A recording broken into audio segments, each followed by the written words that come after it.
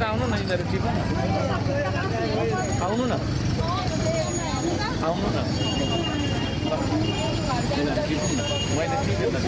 टिप्नु न टिप्नु होइन अहिले टिप्नु अहिले नै टिप्नु ल मैले टिप्दा हुने तपाईँलाई टिप्दा नहुने के छ दुनियाँले ल्याएर पोहोर खाल्छ हामीले टिप्नु गर्नुपर्छ आफ्नो दोकान अगाडि पर्छ बाटोमा नियमै त्यस्तो छ नियम त्यस्तो छ